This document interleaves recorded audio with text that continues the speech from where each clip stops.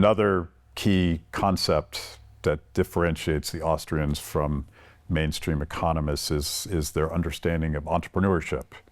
And it is the fundamental driver of the market process that we're talking about, because you're in real time, because you don't actually know what the customer wants. Maybe the customer doesn't even know what the customer wants yet.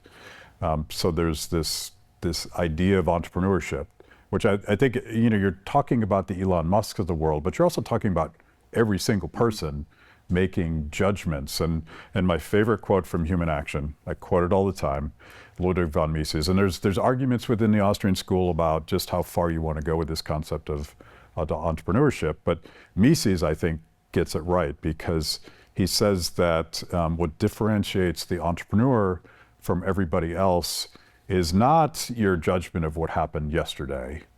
We all have some, even though it's not perfect, we all have some idea of what happened in the past, but I'm sort of imagining an alternative future that may differentiate itself and may be totally different than what happened yesterday. And the entrepreneur sort of peeks around the corner of history and says, I imagine this other thing. And Mises goes on to say, it's quite typical when the entrepreneur is making that judgment call about the future and embarking on a project, the masses laugh at him. And the entrepreneur is stubborn enough that he just chugs along and he proves himself. And I always think about Steve Jobs, who famously was kind of a butthole, right? He was a difficult person. But he thought that people needed this thing that we all have now, we're all addicted to. And he didn't wait for customers to tell him that that's what they wanted, because they didn't know they wanted it. That to me is entrepreneurship.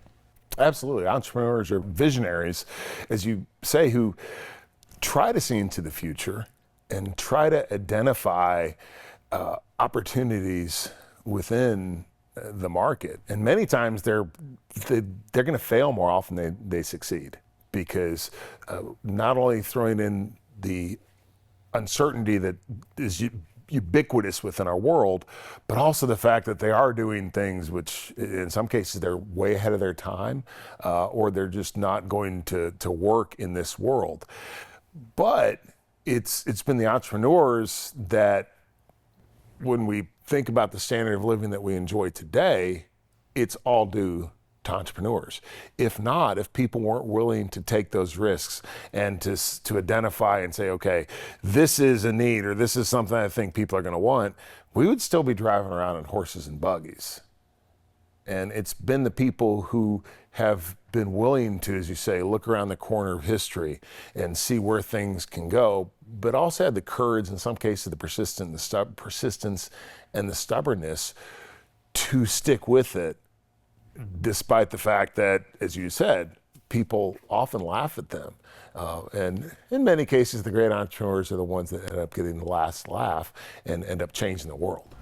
The argument within the Austrian family, a student of Mises, Israel Kirzner, argues for a more limited understanding of entrepreneurship, because the entrepreneur is smart enough to see sort of gaps in the market and exploit those gaps and basically responding to consumer demand. But I think Mises is more radical in this sense, because if you're talking about the market as a process, and you're talking about the fact that we really don't have any sort of objective understanding of what will happen next, you need that sense of judgment in every single person, even in their daily lives. That's what makes the process move forward. It's not just exploiting an opportunity that exists objectively. That's not what it is. Right. A lot of times we conflate business people with entrepreneurs, and they're different. Now, they can be the same person, but it's thinking differently. What Israel's talking about is business. It's taking advantage of gaps within the market that already exist. The entrepreneur actually creates something completely new. back in the days of horse and buggies, I bet most people didn't think, oh, I need a car. It wasn't until, especially with Henry Ford mass production and cars becoming ubiquitous, that people realized, oh, this is really cool. I'm gonna go out and get a car. Same with smartphones. I was completely content with my pager and my flip phone and stopping at a payphone, right? In fact, at one point I said, I'm never gonna get a cell phone at all. So I had a pager, I thought it was super cool. Never gonna get a cell phone at all because I don't want people to get hold of me 24 hours a day, right? Well, now I can't live without my smartphone. But I would have never even thought about that because that's not how I was wired for that particular technology. So yeah, I agree with you. It's not just taking advantage of the gaps within the economy. I would argue that's more of a business perspective, which is necessary. Entrepreneurs are the visionaries that can see, okay, what's ahead, and in many cases they see things that no one else does. Yeah, and there's also in Human Action, I quote Human Action a lot, but because it's a pretty good book, and I highly recommend it to people if you're watching this series.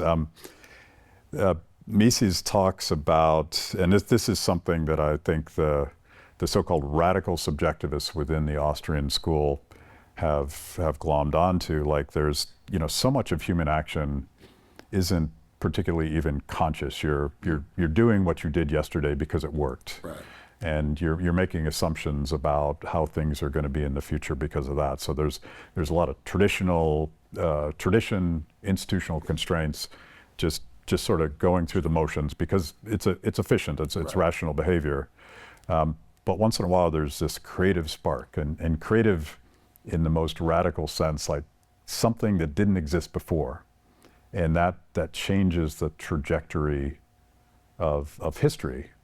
And you cannot account for that in traditional economics and the equilibrium model that we're making fun of, where everybody's a robot and everybody has perfect knowledge. There is no creativity. Let's look at an example of one of the greatest entrepreneurs that I know personally, which is Vince McMahon, who was head of WWE for many years. Before Vince came onto the scene, the wrestling universe was basically, it was small companies that were called territories all around the country. And they all had terrestrial TV in their areas. And there was kind of a gentleman's agreement that you didn't go promote in other people's areas, they didn't go promote in yours, right? Well, when cable TV came along, that changed that entire dynamic, because now all of a sudden, you can watch world-class championship wrestling out of Dallas, even though you live in Omaha. Or you can watch WWE back in the day, which is based in New York, even though you live in Miami. And Vince realized that with this change in entertainment technology, there was going to be a consolidation within the wrestling business, just because. And he then broke the mold and basically got away from this idea of, I'm going to have the best territory. Is like, I'm going to make the entire thing my own territory. And then he was able to take advantage of pay-per-view. If you go to pay-per-view.com, that redirects you to WWE.com, right? Then he was able to figure out that people are migrating away from their TVs to their computers, and the WWE.com website is one of the top ones, and early on was in the world, was one of the top websites in the world. Then he figured out that people are migrating away from their computer screens to their mobile devices. So he took advantage of that and started the WWE Network.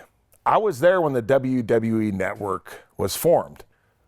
Talking about laughing at entrepreneurs, we all thought he was out of his mind, because we're getting all this revenue from pay-per-view, which was a subscription for that particular show. He wanted to move it to a monthly subscription-based model on the network. And it's like, we're going to give up all this revenue just to launch this thing. The stock price plummeted. He was criticized like crazy. Now WWE is drawing more revenue than they ever have. And the reason is because he was an entrepreneur that, yes, saw gaps in the market, but also was able to look ahead and see where entertainment technology especially was going. Who came up with this 7-foot-tall, devilish monster cane, with the red and, you looked like a pretty bad guy. How much of it was you taking what they gave you and turning it into that personality? A lot of it. Everything that, all the characters, basically collaboration between our creative department, a lot of that being Vince, and us. So we would get the broad strokes of the character, but then it was up to us to actually make it work and to fill in the details. And oftentimes the details were the most important part of it. So it was really both. And responding to the audience. And responding to the audience, yeah. Consumer preference, what people wanted. And I was very fortunate with the Kane character that was the right time. And you see the same thing with, Hulk Hogan. I mean, it was the right time for him. Stone Cold Steve Austin, it's the right time. If you'd have switched those around and if you'd have put Hogan in Austin's period, it wouldn't have worked. If you'd have put Austin in Hogan's period, it probably wouldn't have worked. If you'd have taken Kane out and moved him to a different time period, it wouldn't work. So I think that's an illustration just of consumer preference and how that changes over time.